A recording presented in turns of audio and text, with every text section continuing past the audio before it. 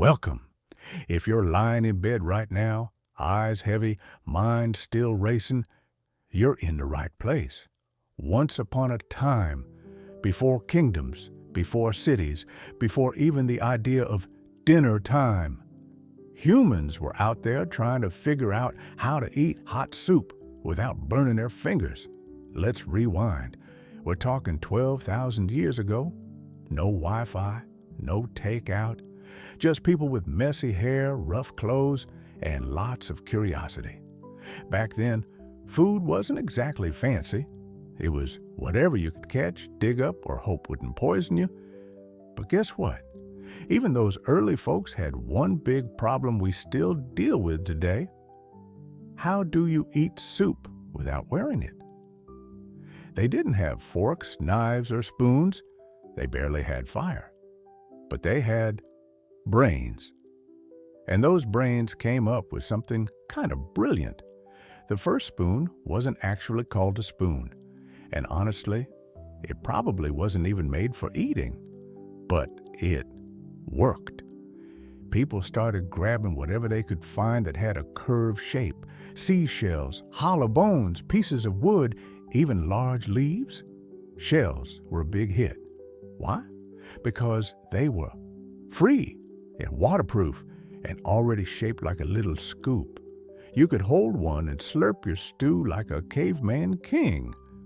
Of course, not everyone lived near the beach. If you were landlocked, bones from animals were the next best thing. Some bones had these natural dips or curves, perfect for holding liquid. Just rinse it off. Or don't. And boom, you got yourself a primitive spoon. Soups and porridges were the go-to meals back then. You could toss almost anything into a boiling pot and hope for the best. Roots, grains, maybe a tiny bird if you were lucky. But this created another issue. How do you eat boiling hot porridge without setting your face on fire? Drinking straight from the bowl? Dangerous. Pouring it into your hands? Worse. And if you tried licking it off a stick, well, that's just asking for a mess. So our ancestors started experimenting with scooping tools. At first, they were probably pretty rough, like broken bits of bark or bent pieces of horn. Not exactly dinnerware, but hey, they got the job done. What's cool is that early humans were really good at noticing patterns in nature. If something curved naturally, they thought, maybe I can use this to eat. A big seed pod? That's a spoon now. A half-rotted coconut shell. Still a spoon, basically. Anything that could carry a small puddle of soup from bowl to mouth was fair game. And these tools weren't just random junk. People started to refine them. They'd smooth out sharp edges, attach handles, and sometimes even decorate them. You know, for that prehistoric Michelin star look. Imagine a caveman showing off his latest find. Check it out. Mammoth bone, sanded smooth, perfect for lentil stew. Total brag moment. In many early groups, people shared their tools, especially during meals. There weren't enough spoons to go around, so you had to wait your turn. That meant slow, careful eating. Nobody was wolfing down their porridge. It was all very cozy and a little gross. Also, it turns out, back then, soup wasn't just food. It was community. People would gather around a fire, sit in a circle, and scoop from the same pot. A simple tool like a spoon helped make that possible. Some of these early spoon-like objects weren't even meant for food. Archaeologists have found ancient scoops that were used in rituals, medicine, or even cosmetics. Imagine someone in 10,000 BCE applying berry paste with a carved antler spoon. Stylish. Others were buried with the dead. Why? Maybe the afterlife had soup too. Who knows? What's clear is the act of scooping, of gently lifting food from bowl to mouth, meant something. It was part of how people lived, shared, and even believed. No one sat down one day and said, "I shall invent the spoon." It just happened, little by little. But that's kind of the magic, isn't it? What started as a practical solution, "Don't burn my mouth," slowly evolved into something universal, something we still use today. Spoons began as humble helpers in a world full of chopsticks and roasted tubers. They weren't shiny or silver. They didn't come in sets of 8, but they were clever, they were handy, and they were human. And that's how the story of the spoon began, not in a fancy palace or royal feast, but in a muddy clearing by a crackling fire, with someone slurping loudly from a shell. Because sometimes a good scoop is all you need.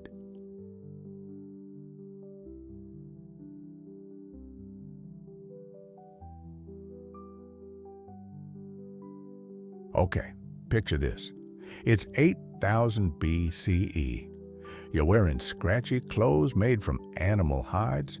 Your house is probably a cave, and breakfast is boiled roots again. Yum. But hey, you've leveled up. This isn't the wild chaos of 12,000 years ago. People are starting to settle down, build little villages, and farm. The Neolithic age is here, and with it comes one very important thing: tools that don't totally suck. And right there in the middle of it all, our old pal, the spoon. By now, humans weren't just grabbing seashells and hollowing out tree bark. They were making spoons on purpose. Animal bones, especially shoulder blades and ribs, were super popular. Why? Because they were flat, tough, and already shaped kind of like a scoop. People started carving these bones, smoothing them down, and attaching sticks to make proper handles. It's like DIY cutlery, Stone Age edition. And let's be honest, if you're out there chasing goats all day, you deserve a decent way to eat your stew. At some point, someone looked at a tree branch and thought, "What if I shape that into a spoon?" Genius! Wooden spoons became super common during the Stone Age. They were easier to carve than bone. They didn't burn your mouth like metal. And if you lost one, just grab another branch. Problem solved. Some people even started decorating their wooden spoons, carved patterns, simple drawings, maybe even symbols.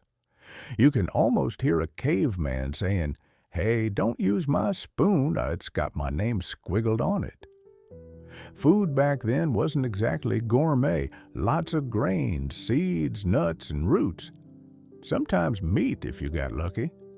Everything usually ended up in a big pot and was boiled until it was edible, or close enough. Spoons weren't just helpful, they were necessary. Hot porridge needs a spoon. Boiled berries? Spoon. Funky smelling stew you're not sure about, but you're too hungry to care? Definitely a spoon. These tools helped people survive. Without them, you're trying to slurp boiling liquid with your bare hands. Not ideal. Spoons had jobs outside the kitchen, too. Some were used to mix herbal medicines. Others were used in weird little rituals, like stirring ashes, mixing paint, or even helping deliver babies. Don't ask. In some places, wooden spoons were passed down. You'd inherit Grandma's cooking spoon, probably stained, chipped, and full of stories. These weren't throwaway items. They were part of daily life, family history, and even belief systems. Here's the thing. Not all spoons were created equal. If you were rich, and yes, even in the Stone Age there were folks doing little better than others, your spoon might be carved from rare woods or decorated with fancy stuff. maybe even inlaid with stone. But if you were just an average cave dweller, you probably had a chunk of wood with a scoop hacked into it. Still worked, though. Still got the porridge from point A to point B. That's kind of beautiful, actually, rich or poor. Everyone needed to eat. And a spoon was the great equalizer, sort of. By the late Stone Age, spoons had moved beyond just a thing you eat with. They were becoming part of culture. Some were buried with people. Others were found near early temples or sacred sites. There's evidence that people believed certain spoons had spiritual power. Maybe from the animal they were made from, or the person who carved them. So yeah, your Neolithic soup spoon might have been your favorite dinner tool and your good luck charm. The designs were still simple. A round or oval bowl, a handle, maybe some carvings if you had time. But compared to the grab-whatever approach of earlier humans, this was a huge leap. Spoons weren't improvised anymore. They were crafted. And that's really what the Stone Age was all about, taking nature and shaping it into something better. Whether it was a stone axe, a woven basket, or a wooden spoon, it was all part of the same idea. Survive smarter. So next time you reach for a spoon, think of some Neolithic farmer sitting by the fire, carving a perfect scoop out of bone while dinner bubbles in a clay pot. They didn't have Instagram. They didn't have Uber Eats. But they had spoons, and honestly, that's a pretty good start.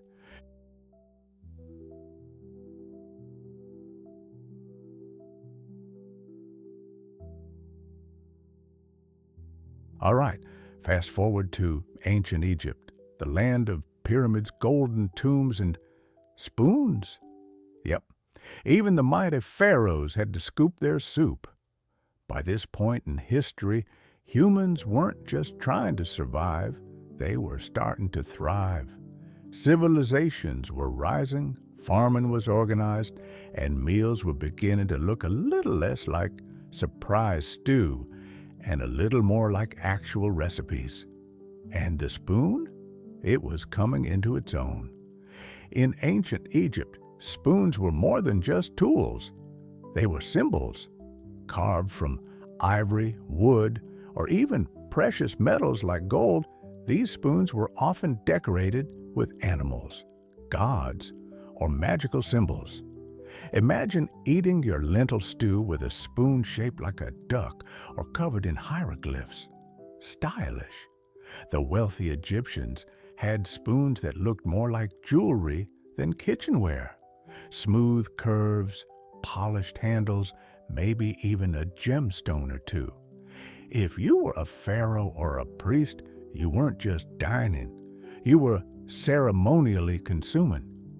But not everyone got the fancy stuff. Regular folks still used wooden or bone spoons, simple, practical, and easy to make. They didn't sparkle, but they worked just fine for daily life. Porridge doesn't care if your spoon is gold or wood. It still ends up in your mouth. Interestingly, many Egyptian spoons weren't just for eating. Some were ritual spoons now used in religious ceremonies. These weren't for soup. They were for perfumes, ointments, and sacred mixtures.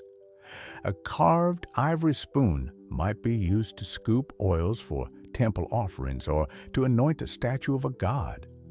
Some spoons were even buried with the dead. Why? Maybe the afterlife had buffets. Or maybe a spoon was just too valuable, spiritually or practically, to leave behind. Archaeologists have found beautifully preserved spoons in tombs tucked alongside combs, jewelry, and lucky charms. It shows that even back then, people believed in being prepared. You never know when you'll need to stir something, even in the great beyond. There's also evidence that spoons were used as measuring tools. In a world without tablespoons or metric systems, a specific spoon might represent a standard portion for medicine, cooking, or ritual use. Pretty smart. It's also during this time that spoons start looking a lot more familiar to us. They have rounded bowls, defined handles, and decorations that suggest purposeful design. These weren't whatever works tools. They were made with care. One amazing example, there's a wooden spoon from Egypt carved to look like a swimming girl holding a bowl above her head. Functional? Kind of. Gorgeous? Absolutely.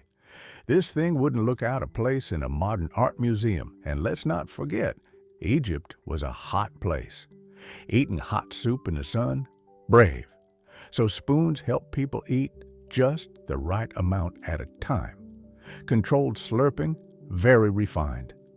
The rise of cities also meant that people had specialized jobs, including artisans who carved and crafted tools. So someone out there in ancient Thebes was probably known as the guy who makes great spoons. It wasn't just about function anymore. Spoons were becoming status symbols. The nicer your spoon, the fancier you looked at the dinner table or cushion. In a way, spoons were the bling of the ancient dining world. Of course, not every Egyptian had a spoon. Some people still ate with their hands or used bits of bread to scoop food. But if you could get your hands on a spoon, especially a good one, you were doing all right. In the world of the pharaohs, everything had meaning, colors, animals, shapes.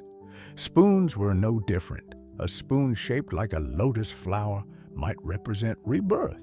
One with a fish might symbolize abundance. They weren't just utensils. They were tiny works of philosophy. So, the next time you're eating cereal and thinking about ancient wonders, remember this. Somewhere, thousands of years ago, a high priest was probably doing the exact same thing, just with more eyeliner and a gold-plated spoon.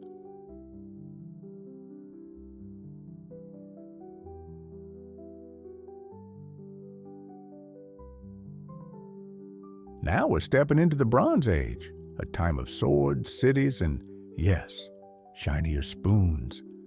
This was the era when humans figured out how to melt stuff. Copper, bronze, and later iron started showing up in tools, weapons, and, of course, kitchen gear. Suddenly, the world wasn't just wood and bone anymore. It had a bit of sparkle. And spoons, oh, they glowed up hard. Before this, making a spoon was a hands-on, whittle-it-yourself situation. But now people could cast spoons out of metal. That meant more precision, more durability, and most importantly, more bling. A bronze spoon wasn't just practical, it was a statement. In places like Mesopotamia, Anatolia, and parts of Europe, metal spoons became a thing among the elites. If you showed up at a banquet with a dull wooden spoon, well, let's just say you weren't impressing anyone. These new metal spoons were often small, shallow, and carefully crafted. Some had intricate handles shaped like animals, gods, or just fancy patterns.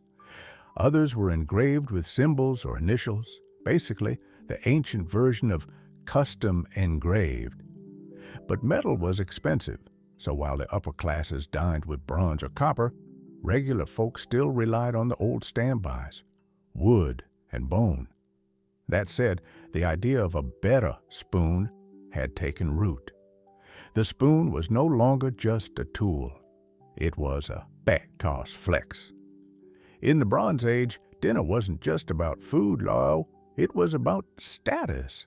The shape of your cup, the size of your plate, and yes, the shine of your spoon all said something about who you were. And while most of the surviving spoons we find from this era are small, like tiny scoops, they tell us a lot. People were thinking about design, comfort, maybe even fashion. Form was starting to matter as much as function. Also, metal spoons meant heat resistance. You could stir a hot pot without scorching the spoon. That was kind of a big deal. Wooden spoons were great until they cracked or burned. But metal, now we're cooking. Interestingly, some spoons from this time weren't even used for eating. They were found in graves, temples, and ritual sites. A bronze spoon might have been used to mix incense, hold oils, or measure ingredients for potions and ceremonies. Spoons were slowly becoming multi-purpose tools. You could eat with one, sure, but you could also pray with it, cook with it, or send it off with your grandma into the afterlife. And don't forget hygiene. With metal spoons, it was easier to clean as reuse them. That sounds small, but in a time when people didn't have soap and plumbing, that was a pretty big deal. Of course, not everything was golden. Metal spoons were also heavy, expensive, and sometimes a little awkward. If your village blacksmith wasn't great, you might end up with a spoon that bent in weird places or poked your lip. Still, people were experimenting. Some cultures made spoons with flat handles, others with rings or hooks so you could hang them on a belt or kitchen wall. Spoon design was starting to reflect not just function, but lifestyle. Imagine being invited to a feast, pulling out your best bronze spoon and hearing someone say, "Whoa, nice spiral handle." Total conversation starter. And here's another fun fact. The rise of metal spoons meant that standardization of toys was becoming a thing. If you're casting spoons from a mold, you can make a bunch that all look the same. That helped create consistency in cooking and serving. So next time you pick up a metal spoon, take a second to appreciate the journey from seashells to carved wood to shimmering bronze. It was a long road, and in the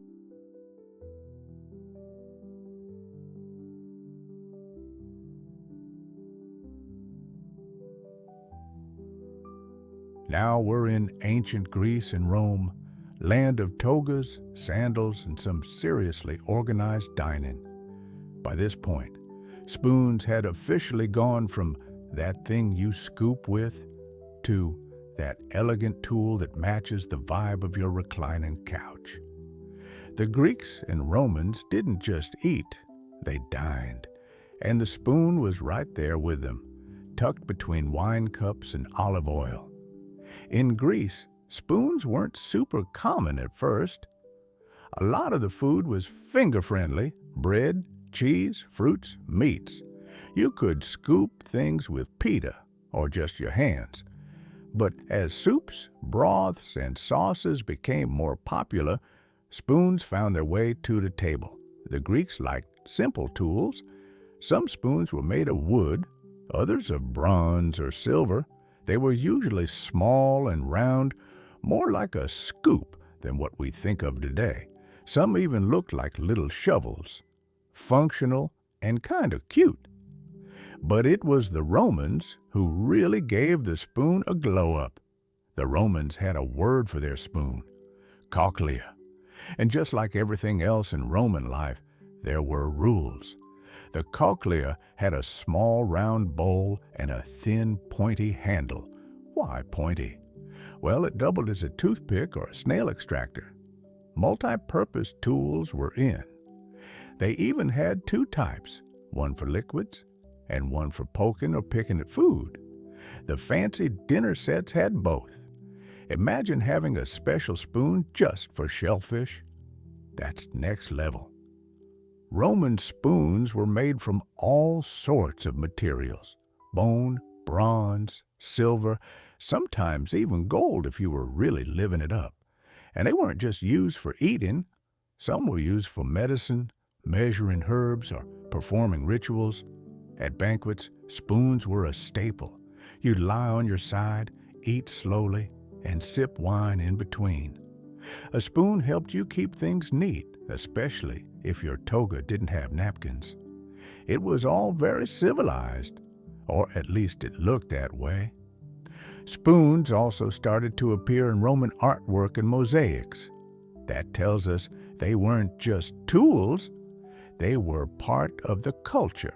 Kids learned how to use them, cooks had their favorites, and rich folks probably had an entire drawer just for the good spoons.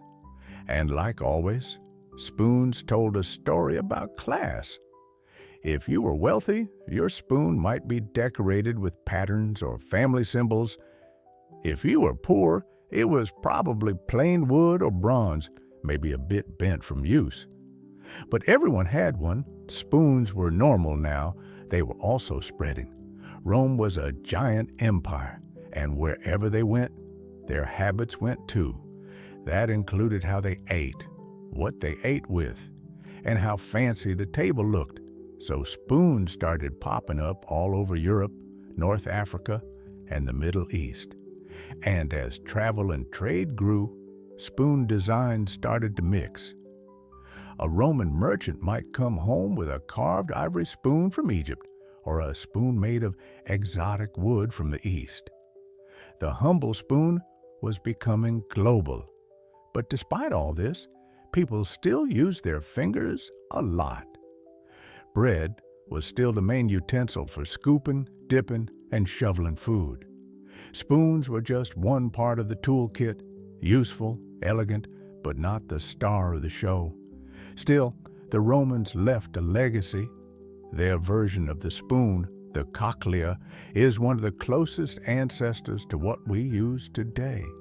Small, practical, and just the right size for a scoop of soup or a bite of stew. So next time you eat pasta with a spoon, no judgment.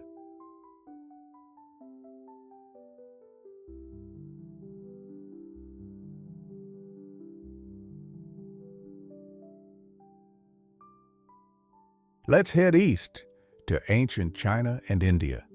Different places, different foods, and a whole new set of rules when it comes to how people ate.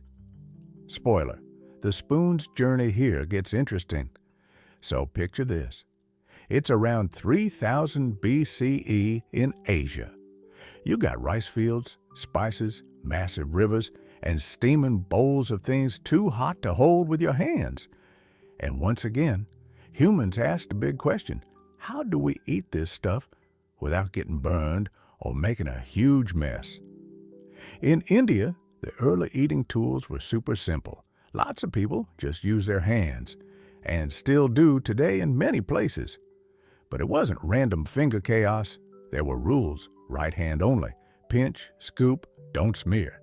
It was a skill. But even then, spoons had a place. For stuff like soups, stews, or anything that needed a little help getting to the mouth, spoons made an appearance. Wooden ones mostly. Carved from local trees, they were practical and easy to replace if you dropped one in the fire. And then came the metal spoons. India figured out metalworking pretty early. Copper, bronze, even silver spoons started popping up in temples and royal kitchens. Some were used for food.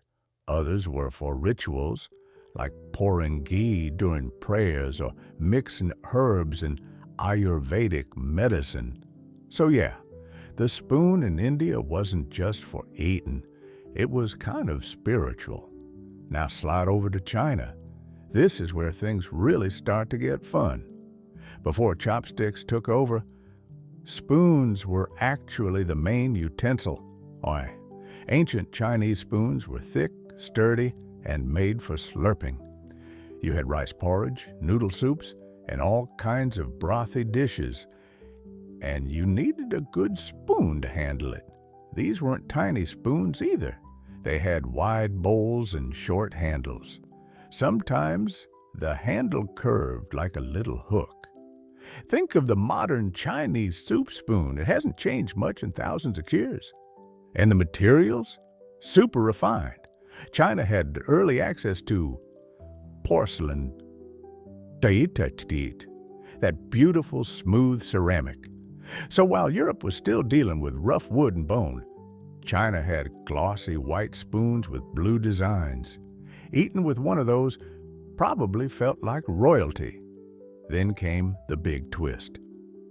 Chopsticks. They started as cooking tools, long sticks used to stir hot food without burning your hands. But over time, people realized, hey, I can eat with these too.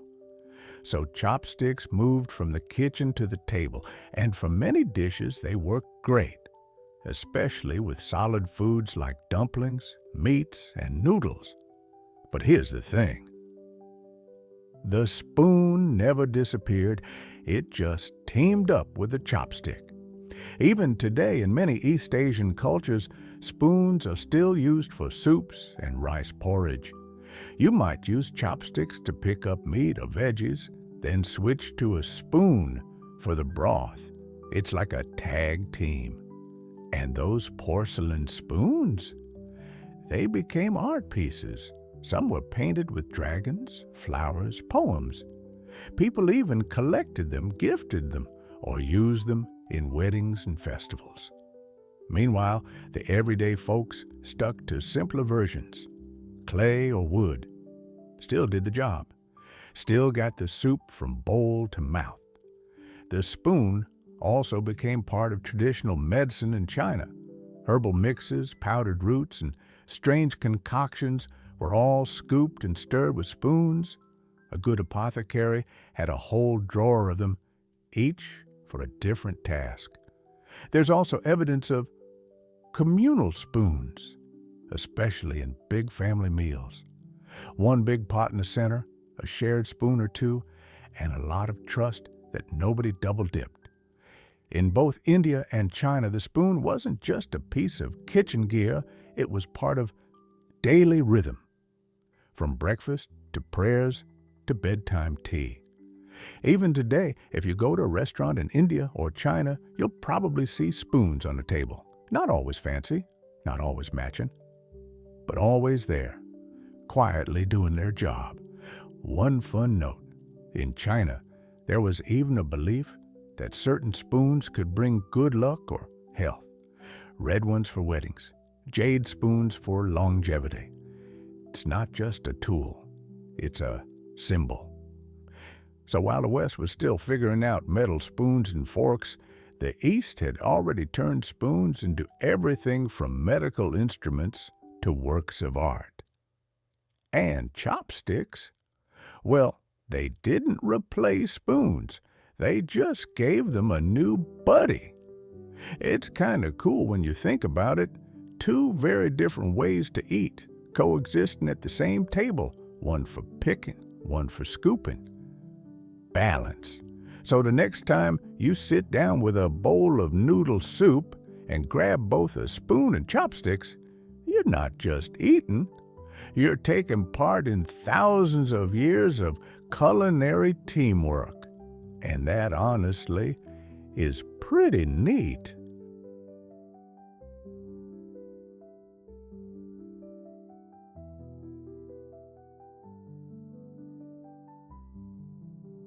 All right, we're now in the medieval world. Castles, cloaks, and cold stone kitchens. The time of lords and ladies, peasants and plagues, and of course spoons. Food back then was a big deal, not because it was fancy, but because it wasn't always guaranteed. If you had a warm bowl of something, porridge, stew, soup, you were already winning. And to eat it without burning your hands or dribbling down your tunic, you needed a spoon. Let's start with the monasteries. These places were kind of like quiet mini-cities full of monks doing their daily routines, praying, copying books, gardening, and eating together in silence. That's right. Mealtime was usually silent, No chatting, just the sound of slurping and spoons tapping wooden bowls. Monks often ate in big dining halls called refectories. Everyone sat in rows, shared long wooden tables, and ate simple meals, lots of broth, lots of porridge, and not a fork in sight. The spoon was king. Each monk usually had his own spoon. It was personal, a bit of carved wood that you took care of and kept with you. It wasn't fancy, but it was yours. Lose your spoon, and things got awkward fast. There's even a story of monks wearing their spoons on their belts, like medieval Batman with a utility scoop, ready for soup at any moment. But it wasn't just the monasteries. Out in the world, spoons were a must-have at every level of society. Whether you were a noble with a long dining table or a peasant crouching by the fire, you probably had access to some sort of spoon. Let's talk about the banquets. Big medieval feasts were more about showing off than actually being comfy. Fancy clothes, big platters of roasted meat, jugs of wine. But even here, spoons had a role. People used them for sauces, custards, and anything too slippery for a knife. The rich had spoons made of silver or pewter. Some had initials or little crests engraved. Others had fancy designs, twisted handles, animal shapes, even tiny scenes carved on the back. Total spoon drama. But most people weren't living the banquet life. Common folks used wooden spoons, just like in the old days. Simple, hand-carved, maybe a little wonky. You might make one yourself or trade for one at the market. If it worked, it was good enough. And here's the thing, spoons were often shared. At family meals or in big groups, there might only be a few spoons to go around. So people waited their turn or passed it down the line, one bite at a time. It was slow, but it worked. This idea of communal eating was pretty normal. One pot in the middle, everyone digs in. You used your spoon, a piece of bread, or your fingers depending on what was available. That said, people started to want their own utensils. Not just for hygiene, but because it felt a little special. Having your own spoon meant you were prepared, responsible, maybe even grown up. Kids would get their first spoon kind of like how you might get your first phone today. You're old enough now, here's your eating tool. Some spoons even became keepsakes, passed down, carved with names or dates. A wooden spoon wasn't just a tool. It was part of the family. You'd use it every day, pack it for trips, maybe even take it to church events. You and your spoon were a team. But they weren't indestructible. Wood cracks, handles snap, dogs chew them. So people were always carving new ones. Spoon making was a real skill. Some folks even made a living out of it. In villages, there might be a local craftsman known for making good spoons, the kind that didn't splinter or soak up too much stew. You'd go to him when yours broke or when a baby was born, time for a new family member to get their first spoon. And yeah, baby spoons were a thing. Smaller, easier to hold, sometimes carved with cute symbols or the baby's name. The idea of a special spoon for a child goes way back. Even during rough times, famines, wars, bad harvests, people tried to hang on to their spoons. If you had to flee or move, you packed light. But the spoon? That came with you. It was more important than a change of clothes. And let's not forget the travelers, pilgrims, traders, wandering storytellers. They all had spoons tied to their belts or tucked into pouches. You never knew when you'd find soup. Best be ready. So, while medieval life was full of noise, battles, bells, barking dogs, there was something peaceful about a spoon, Simple, reliable, yours. It didn't matter if you were rich or poor, monk or merchant. At the end of the day, everyone needed to eat. And the spoon was right there every meal, every day. Just a little scoop of comfort in a tough, noisy world.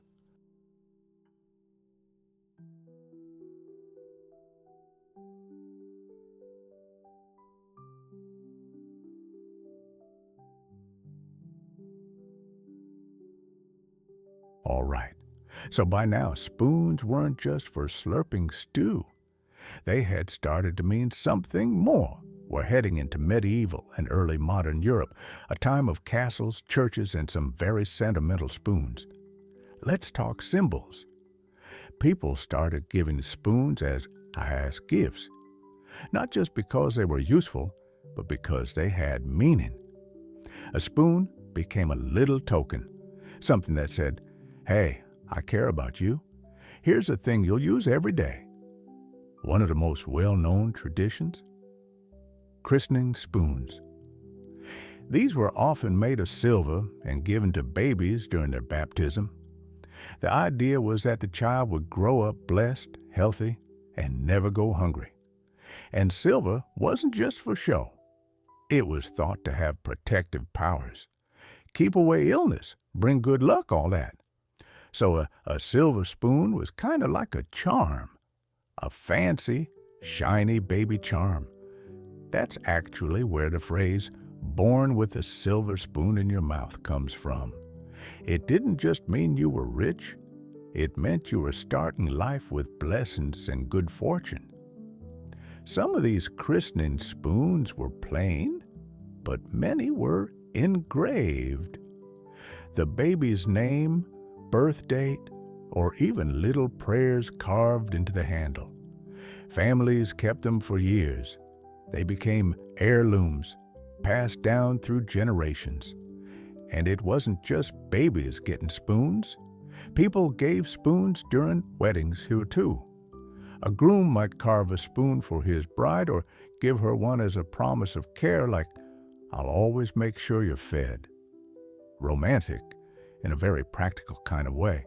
In Wales, there was something called love spoon. These were hand-carved wooden spoons, usually made by a guy to give to the girl he liked. But they weren't for eating. They were decorative. You hung them on the wall. They were full of symbols, hearts, keys, chains. Each shape meant something. A heart for love, a chain for togetherness, a wheel for hard work. It was like spoon-shaped poetry. The more detailed the carving, the more serious the feelings. Some of these spoons took weeks to make. No power tools, just a knife and a lot of patience. That's real effort. Way harder than sending a text with a heart emoji. If the girl accepted the spoon, it meant she liked him back. If she didn't, well, awkward. But hey, at least he had a nice spoon to keep. Craftsmanship really started to evolve during this time. Spoons weren't just plain tools anymore. They became art. People started engraving initials, family crests, even little stories onto their spoons. Some had twisted handles, scalloped bowls, or patterns etched all over. Silversmiths and woodcarvers showed off their skills in spoon form. In some places, there were even competitions. Who could make the fanciest spoon, the smoothest curve, the tiniest carving? It became a way to show pride and talent. And remember, this was a time before mass production. Every spoon was made by hand. That meant every detail was personal. A lot of spoons from this era survive today in museums. Some look delicate, others chunky and practical. Some are clearly for display.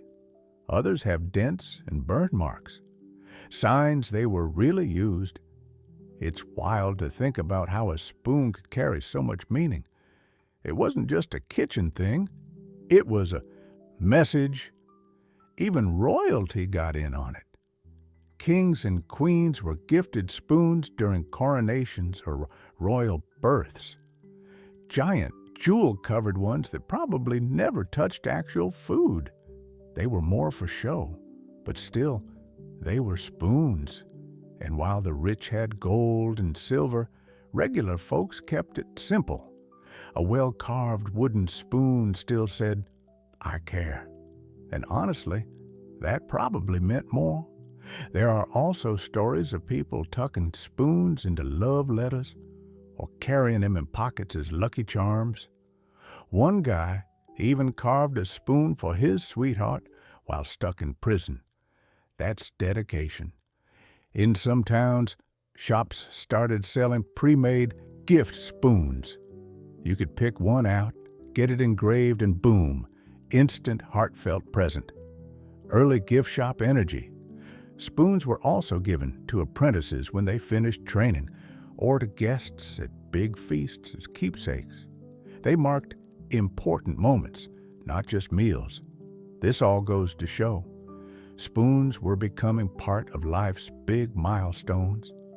Birth, love, celebration. They were a little reminder that someone cared enough to give you something you could hold, use, and remember. It's kind of sweet, honestly. In a world full of chaos, war, and weird smells, a spoon was a tiny piece of peace. Something useful, something beautiful, something personal. So the next time you stir your tea or eat your cereal, imagine that spoon as a love note, or a blessing, or a tiny handshake from someone in the past saying, "You matter." Because back then a spoon wasn't just a spoon, it was a gift.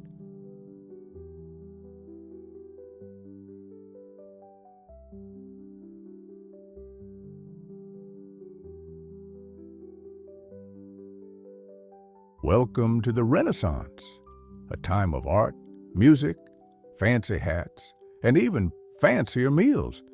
People were painting ceilings, writing plays, and quietly judging each other's table manners. And yes, spoons were right in the middle of it all.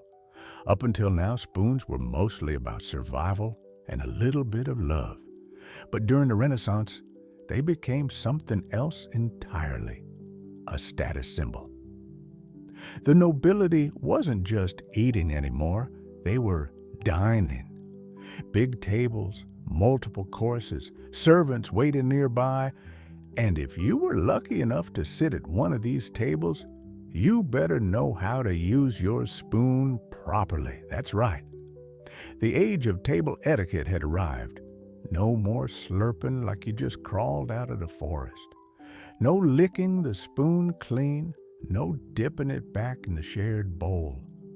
People were writing actual Tea'idau books about manners, and spoons got their own chapters. You were expected to hold your spoon a certain way. No fist grabbing, no pointing with it like a wand. Just a gentle scoop and a quiet bite. Very proper. And spoons started to change shape depending on what you were eating. There were broth spoons, long and oval. Dessert spoons, shorter and rounded. Sauce spoons, flatter with a tiny lip. Even salt spoons, tiny little guys that barely held a pinch. It was like Pokemon, but with cutlery. Gotta have them all. This variety wasn't just for fun. It was about refinement, showing you understood the rules, that you were educated, polite, and belonged at the table. And the materials? Forget wood. This was the age of gold and silver. Hello. Wealthy families had whole sets of matching spoons, polished, engraved, sometimes even encrusted with jewels. You weren't just eating soup, you were putting on a performance. Many of these spoons had family crests on them. That way, everyone knew who you were, or whose spoon you accidentally took home. Which brings us to the next problem. Spoon theft. Yep, people were swiping spoons. At royal banquets, guests would sneak a fancy spoon into their sleeve or pocket. It was like taking a souvenir, except it wasn't yours. Some hosts started hiring spoon checkers, literally people whose job was to count the spoons before and after dinner. Others chained the spoons to the table, not even kidding. This was especially true with silverware. Silver was expensive. A good spoon could be worth a lot. And if someone forgot to return it, well, good luck getting it back. Meanwhile, outside the castles, regular folks were just doing their best. Most still used wooden spoons, maybe pewter if they were lucky, but they watched the trends and copied what they could. A merchant might have a small silver spoon for special guests. A village couple might carve fancier spoons for holiday meals. Everyone wanted to feel a little bit fancy now and then. And spoon makers? They were thriving. Silversmiths, blacksmiths, wood carvers, all busy making spoons in new shapes, sizes, and styles. It became a real trade. Some cities even had spoon guilds. You could walk into a shop, pick out a spoon, get it engraved, and walk out ready to impress your dinner date. Even kids were getting their own little spoons, not baby spoons like before, but small versions of adult spoons. Because learning manners started early. No one wanted their child to embarrass them at a royal feast. And if you were really rich, you didn't just have spoons. You had spoon carriers, little boxes or pouches to keep them in. Imagine pulling out a velvet case just to reveal your dessert spoon. That's how far things had come. Art also played a part. Paintings and portraits started showing people holding spoons. It wasn't random.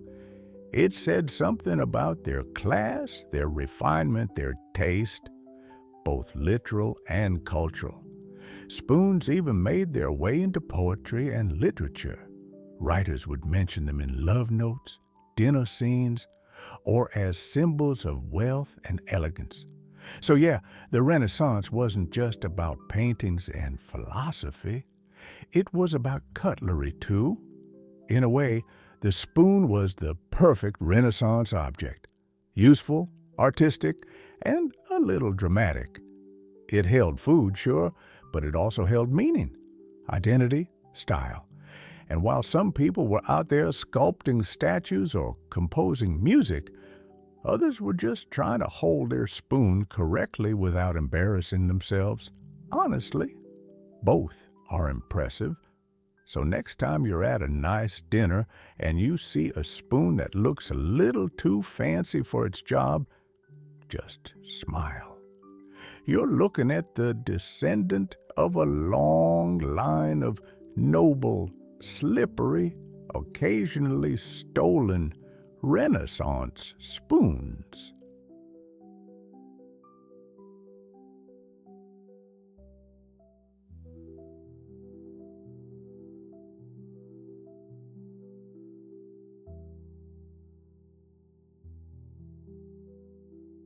All right, buckle up. It's time for the age of exploration, or as some people call it, the age of let's go take stuff. Ships were sailing, empires were growing, and the world was suddenly getting a lot smaller. And yep, spoons were along for the ride. When Europeans set sail to discover new lands, they brought more than maps and muskets. They brought their habits, their clothes, their table manners, and their spoons. At first, the new places they landed in, the Americas, Africa, parts of Asia, had their own eating customs. Some used spoons, some didn't. Some used hands, some used chopsticks. It all depended on what was being eaten and what tools were around. In Native American cultures, spoons already existed. People made them from buffalo horn, wood, shells, and even stone. Some were beautifully carved with patterns, animals, or spiritual symbols. These weren't just tools, they were part of culture. In Africa, the story was similar, often made from ebony wood, hull, ivory, or even metal. They were practical, but also decorative. Some were used for ceremonies, others were part of everyday life. In Asia, spoons had already been refined for centuries. Porcelain, lacquered wood, silver. The craftsmanship was top tier. China and Japan had beautiful soup spoons with short handles and wide bowls. India had metal spoons with delicate curves. These weren't new to the table, so when European colonizers showed up with their silver and pewter spoons, they weren't always introducing something brand new, but they were definitely trying to spread their way of doing things. This led to a big cultural mashup, the more global spoon swap. Spoons made of new materials started showing up everywhere. Europeans brought in silver and pewter. In return, they found local materials like ivory, ebony, and unique ceramics. These materials got mixed and matched in new ways. Imagine a spoon with a wooden handle from West Africa and a silver bowl from England, or a carved native design wrapped around a European shape. These hybrid spoons started popping up in trade routes and colonial households. Spoon making became a global business. Colonizers set up workshops in different parts of the world. Local workers were trained or forced to make European-style spoons using local materials. This changed the look and feel of spoons forever. In some cases, spoons became items of trade. You could trade a bunch of carved spoons for fabric, spices, or other goods. They were useful, easy to carry, and sometimes beautiful enough to be considered art. But not everyone was on board. In many places, people resisted the new spoons. They stuck to their traditions, their eating styles. Some didn't see the point in switching from a flat piece of bark or a scoop made from horn to a heavy metal spoon. Others saw the European spoon as a symbol of colonization. It wasn't just about what you ate with, it was about what was being taken from you. Land, culture, identity. A spoon could carry a lot more weight than just soup. That said, some cultures took the spoon and made it their own. They added local flair, used different materials. Over time, it became harder to tell where a spoon originally came from. Meanwhile, back in Europe, people were loving the new styles. Spoons started showing up with exotic designs, handles carved like elephants, bowls painted with patterns from Asia. Suddenly, owning a foreign spoon was trendy. Collectors started popping up. Wealthy families would show off their international spoon collections like souvenirs. This one's from India. That one's from the Caribbean. It was a whole thing. And of course, the fancy ones never touched food. They were display only. No one was eating stew with a jewel-encrusted souvenir. But everyday folks got in on it too. Colonial trade meant more access to different types of spoons, sometimes cheaper, sometimes sturdier, sometimes just prettier than what was made locally. Even the shapes began to blend, round bowls from Europe, flat edges from Asia, long handles from Africa. It was like the spoon was slowly becoming a global citizen. In kitchens, dining rooms, and markets all around the world, spoons were mixing, literally and culturally. And in their quiet, scoopy way, they were telling the story of contact, exchange, conflict, and creativity. It's not all happy, of course. Colonization caused massive harm to people, to cultures, to traditions. But within that messy history, we also see how something as small as a spoon can carry traces of resilience and adaptation. The global spoon wasn't just a tool anymore. It was a story, one made from many hands, many places, and many meals. So next time you look at a spoon, Think about where it might have come from. Not just the store, but the idea behind it, the shape, the material, the design. It's a little piece of world history hiding in plain sight, and it probably still has soup stains.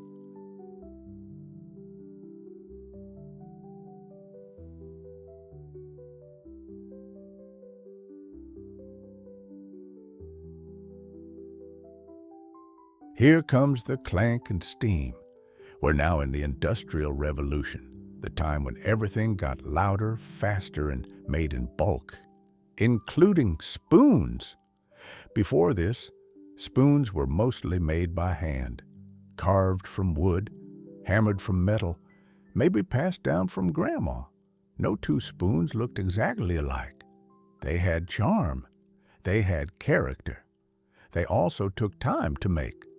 But machines didn't care about charm. They cared about speed. Suddenly, factories were pumping out spoons by the bucket. Pressed metal, polished edges, matching sets. One after the other. Boom, boom, boom. The mass spoon had arrived. It wasn't fancy. It wasn't special. But it worked. And that's what people needed. Tools that were easy to get, easy to clean, and all the same size. The big game changer? Stainless steel, shiny, strong, easy to wash, didn't rust, didn't smell weird, didn't turn your oatmeal green. Stainless steel was a spoon's dream come true. Before this, rich folks had silver, poor folks had wood or pewter. But stainless steel? That was for everybody. Working class families could now walk into a store and buy a matching set. Forks, knives, and spoons all lined up in a box. Not handmade, not custom, but clean, cheap, and ready for dinner. And suddenly dinner looked different. No more oddball spoons at the table, no more borrowing from the neighbors.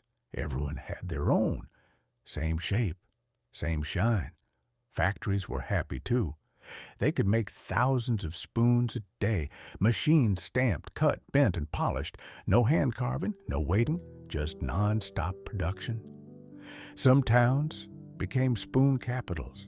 In England, Sheffield got famous for making cutlery. Whole neighborhoods worked in the industry. If you needed a spoon, Sheffield had your back. And the design? Pretty basic. A round bowl, a straight handle. Maybe a tiny swirl if the factory was feeling bold. Nothing too wild, but consistent. You could find these spoons in homes, schools, ships, hospitals, pretty much anywhere people ate. And it wasn't just about meals. Factories made canteens for soldiers, spoon sets for hotels, even serving spoons for banquets. Spoons became part of the background, always there, always the same. But that didn't mean people stopped caring. Families still had their good spoons and their everyday spoons. The good ones came out for guests or holidays. The rest lived in the drawer, clinking softly every time someone went looking for a fork. Even though spoons were mass-produced, they still had personality. Maybe one had a tiny dent. Maybe another had a mystery stain that never came out. They weren't handcrafted, but they still felt like home. And let's be honest, matching cutlery felt kind of fancy. Like you had it together. Like your kitchen was finally complete. Companies started putting their names on spoons. Logos stamped right into the handle. It wasn't about showing off. It was just branding, like, this spoon came from us. Enjoy your soup. Spoons also became part of advertising. Buy a box of cereal, get a spoon. Join a club, get a spoon. It was the golden age of promotional cutlery. And of course, there were the souvenir spoons, tiny, shiny, useless for eating, but great for remembering a trip to Niagara Falls or the Grand Canyon. Collectors loved them. People had racks on their walls full of little spoons from all over the place. It was like a spoon passport. But back to the kitchen. For the first time, people didn't have to think about spoons. They were just there, in the drawer, in the sink, in the lunchbox. They weren't special anymore, but they were reliable. And honestly, that's kind of beautiful. Because for most of human history, having a spoon was a sign of wealth, a sign of skill. Now, it was just normal. The Industrial Revolution didn't just give us trains and factories, it gave us everyday tools. Tools that made life easier, faster, and a little more polished. And the spoon was right there, riding the wave, keeping up with the times. So the next time you open your drawer and see 5 nearly identical spoons staring back at you, give them a nod. They may not be handmade, they may not be pretty, but they've got history, and they've seen a lot of cereal.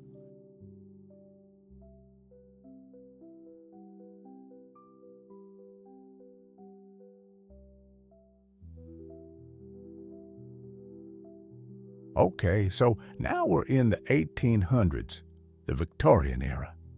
Everything's getting a little extra. Big dresses, big furniture, big rules, and of course, lots of spoons. This was the age of refinement. People weren't just eating anymore. They were staging entire performances at the dinner table. Napkins were folded just right.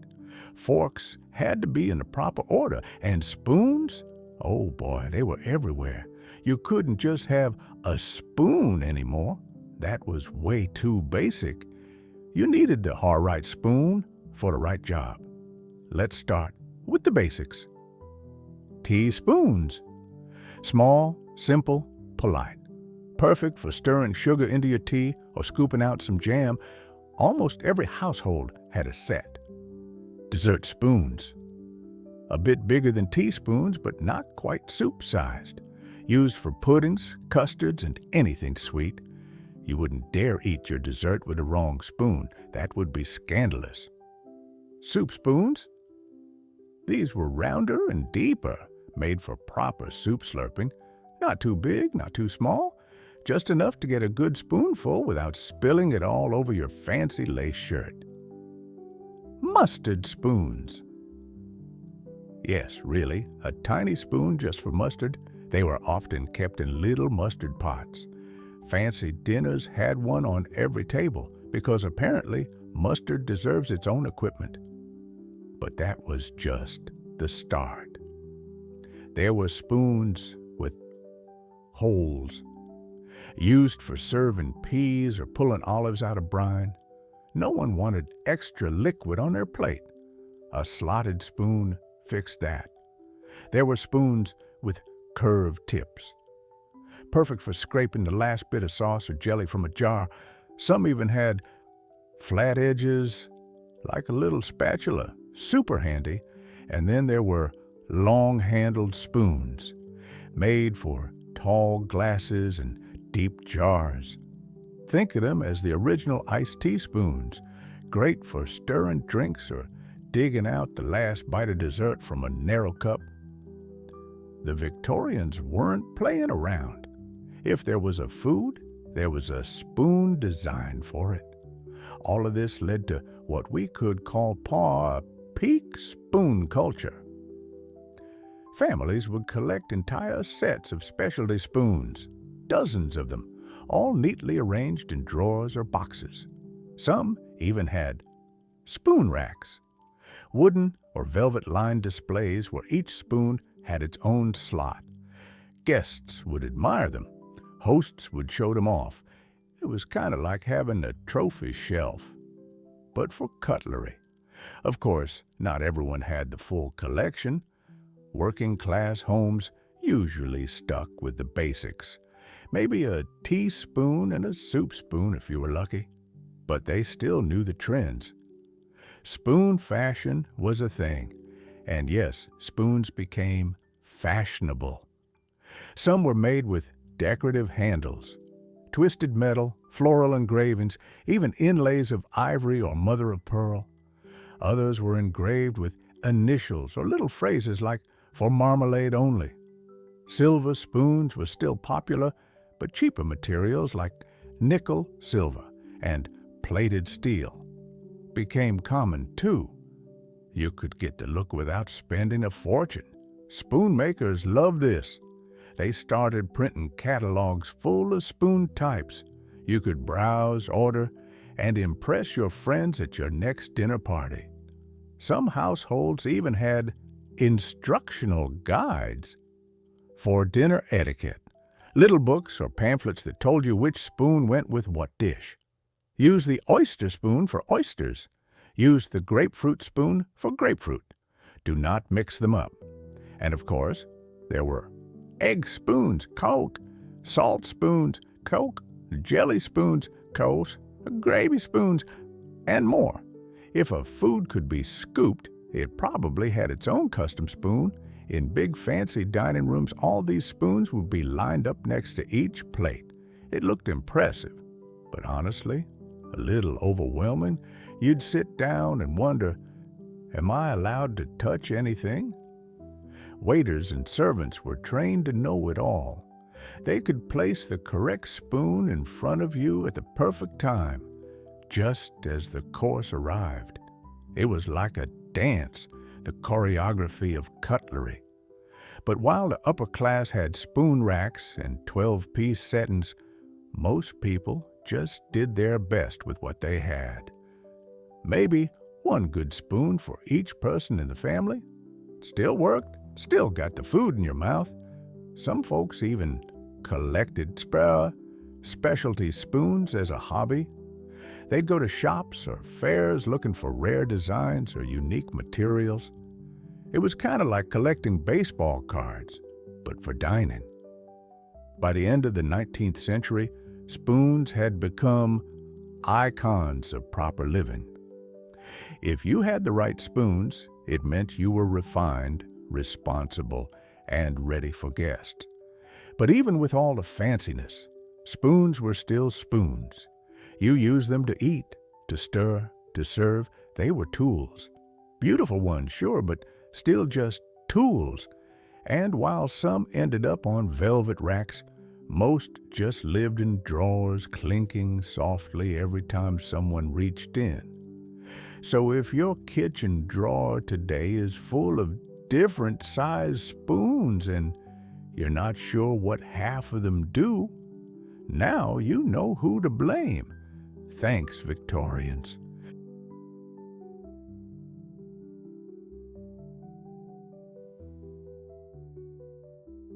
All right, let's talk plastic. The 20th century rolled in with big dreams, big hair, and even bigger trash bins. It was the age of convenience, and the humble spoon got swept up in it. Enter the plastic spoon. At first, it seemed like a genius idea. A spoon you could use once and toss out. No washing, no worrying about losing it. Sign us up. Plastic spoons were cheap, light, and easy to make. They started showing up everywhere.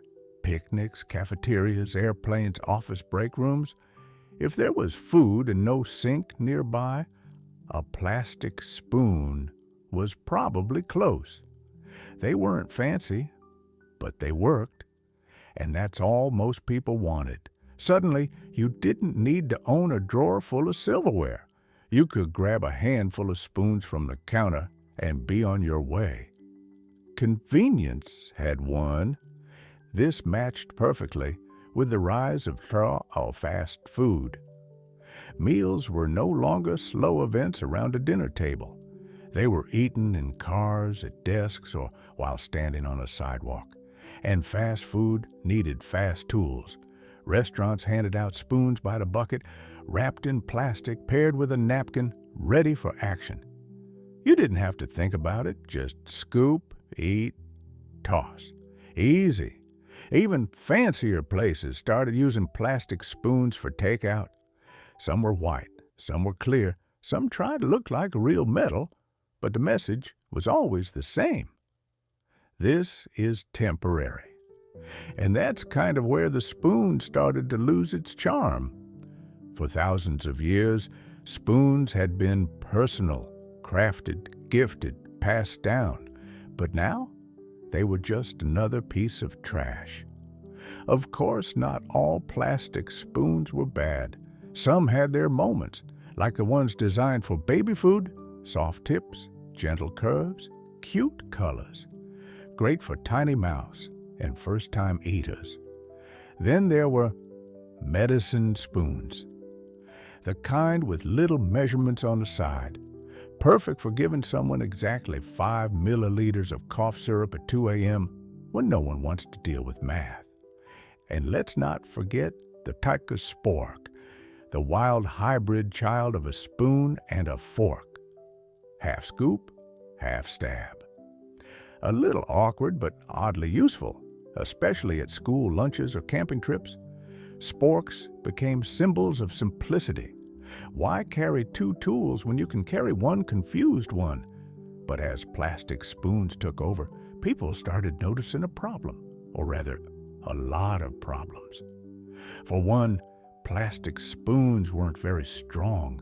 You'd be halfway through a cup of ice cream and snap. Goodbye, scoop. Or they'd melt in hot soup, or bend when you tried to dig into anything thicker than pudding. And then there was the bait environment. All those tossed spoons, they didn't disappear. They ended up in landfills, rivers, oceans. Some got stuck in animal habitats. Others just floated around forever.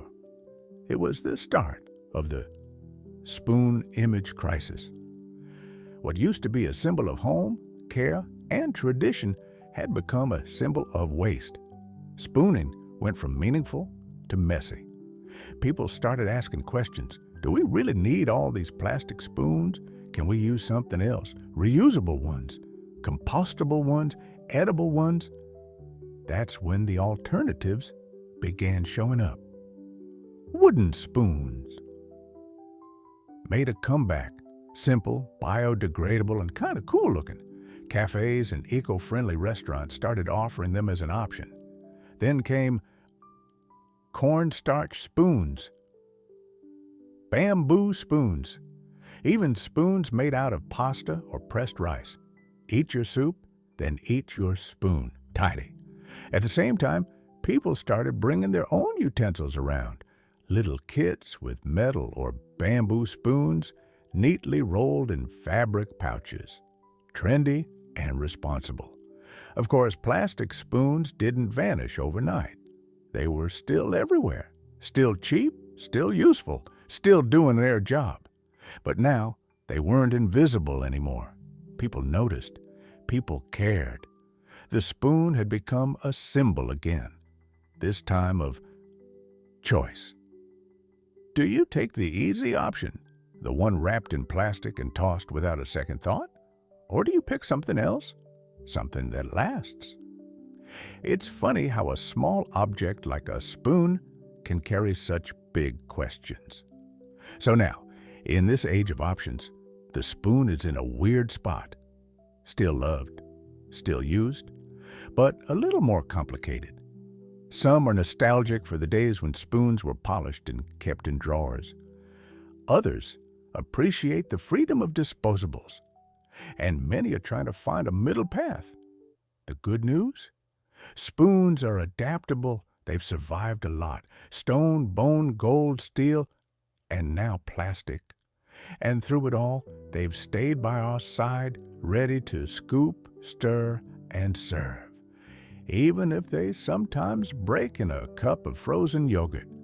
So whether you're using a plastic spoon at a birthday party or a bamboo one at your eco-cafe, just remember, this little tool has been through quite a journey, and it's still not done.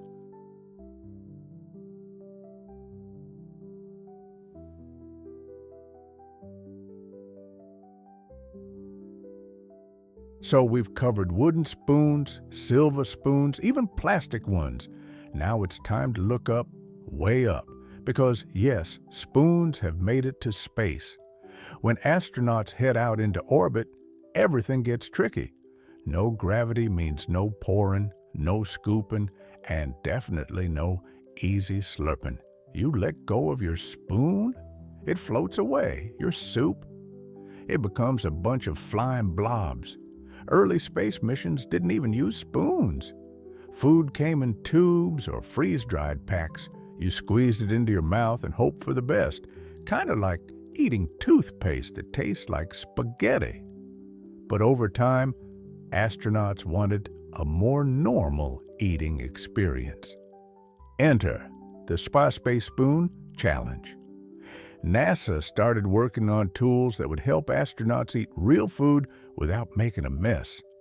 They needed spoons that could scoop in zero gravity, stay put, and still be easy to clean. Some designs had magnets or Velcro to stick to trays. Others had curved handles or little notches to help with grip. Every detail had to be tested. Would this spoon work upside down? Could it survive launch? Would it float into someone's helmet? Even something as simple as a spoon had to be engineered like a spaceship. Then came the cool part, 3D printing in space. Yep, astronauts on the International Space Station have started printing their own tools, including spoons. If you need one, you don't have to wait for the next supply rocket. You just hit print, and a few hours later, boom, custom spoon. These aren't fancy spoons. They're usually plain and made from special plastic. But they get the job done. And they're a sign that even in orbit, the spoon still matters. Back on Earth, spoon design has also leveled up. One big focus? Accessibility. Designers are creating spoons for people with different needs, shaky hands, limited grip, or motor challenges. These spoons often have thicker handles, flexible necks, or weighted bases. They help people eat with more ease and dignity. Some even have gyroscope tech, little motors inside that keep the spoon level even if your hand moves. It's like magic. Soup stays in the bowl, not on your shirt. Other innovations focus on ergonomics. Spoons shaped to fit perfectly in your hand. Spoons with angles that make eating easier for lefties or for folks who can't bend their wrists easily. There are even spoons with sensors. No, really. Some can measure temperature or count bites to help with diet tracking. Others connect to apps for monitoring health or assisting caregivers. We're officially in the age of the smart spoon. Materials have evolved too. We've got spoons made from titanium, carbon fiber, even antibacterial metals.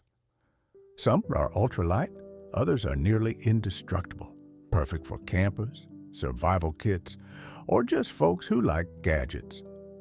And speaking of campers, the outdoor crowd has also reinvented the spoon.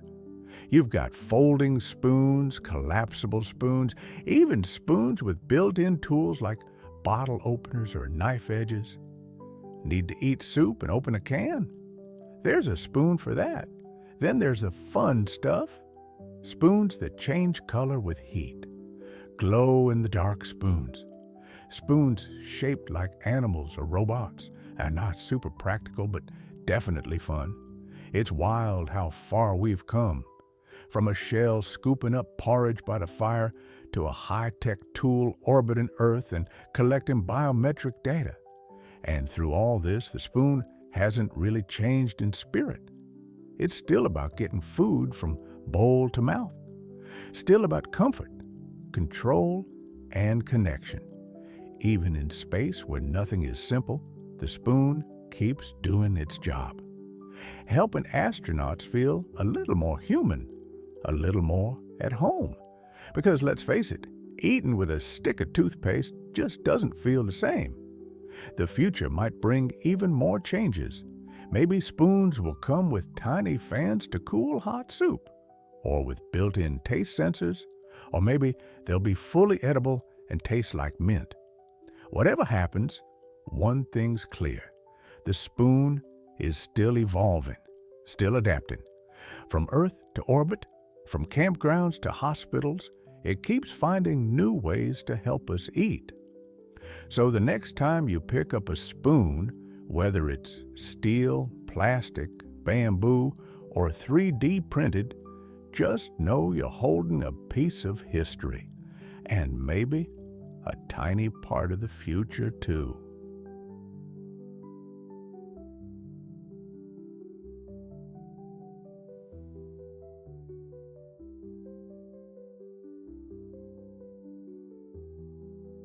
We've made it through history, inventions, revolutions, even space. But now, it's time to look at something a little weirder. All the stories, sayings, and strange beliefs wrapped around the humble spoon, because for such a simple object, the spoon shows up a lot in culture. Let's start with one of the big ones. Born with a silver spoon in your mouth. We all know what it means. Someone who's rich from birth, a person who never had to worry about bills or broken shoes. But where did it come from? Back in the day, a silver spoon wasn't just fancy, it was thought to be healthy. People believed silver had protective powers. So giving a baby a silver spoon was like saying, we want this kid to be lucky, safe, and probably loaded. It became a symbol of status. If you had silver spoons, you were doing all right. If your baby had one, you were showing off. And over time, the phrase stuck. Now it's in songs, speeches, and sitcoms, all because of one shiny utensil. But spoons didn't stop at status. They wandered into the world of housefolk magic and superstition. In some places, people believed that if you dropped a spoon, a visitor was coming. If the spoon fell face up, it was someone welcome. If it landed face down, maybe not so much. Others used spoons in fortune-telling. A row of spoons could be placed on a table, and depending on how they moved or fell, they could tell you your future, love, money, travel, all revealed by a little bit of cutlery wobble. Some spoon rituals were for protection. People would hang a spoon over a baby's crib to keep away bad spirits, or place one under a pillow to stop nightmares. And then there were love charms. If someone stirred their tea in a certain direction with a spoon given by a crush, well, feelings might bloom, or not. No guarantees.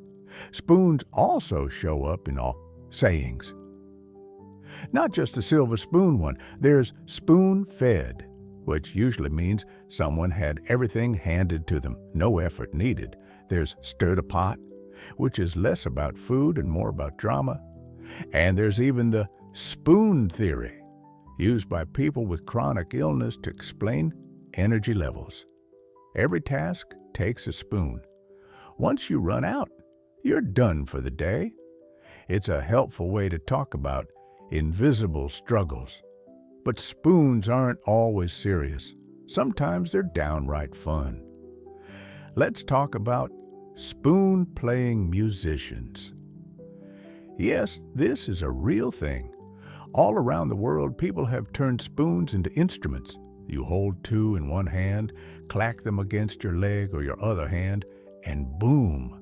Instant rhythm section. In folk music, especially in places like Ireland, Appalachia, and parts of Canada, spoon players are kind of legends. They keep the beat, add flair, and look cool doing it.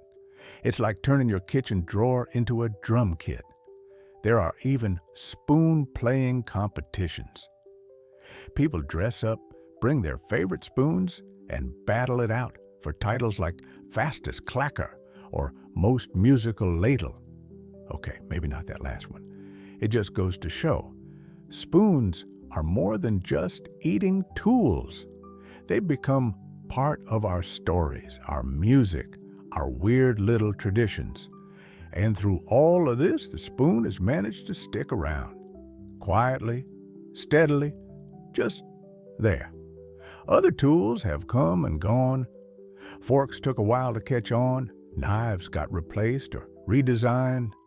But spoons, they've been with us from the beginning, from caves to castles, from porridge fires to space stations, from baby showers to folk bands. Why? Because the spoon is simple.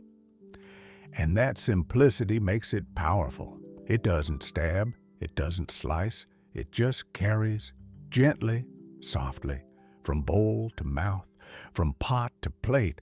And in that motion, there's something kind of peaceful, kind of human. You can eat with a spoon, stir with it, gift it, play music with it, tell the future with it, or just leave it in your mug while your tea gets cold. It doesn't ask much, but it's always ready. So if you've followed this whole journey, all 15 chapters of slurping, scooping, and spooning, thank you. You've just traveled 12,000 years with one of the quietest, most loyal tools in history. And maybe next time you open your cutlery drawer, you'll see your spoons a little differently. Not just as tools, but as tiny pieces of culture, of memory, of meaning. Spoons. They've been through a lot, and they're still here, one scoop at a time.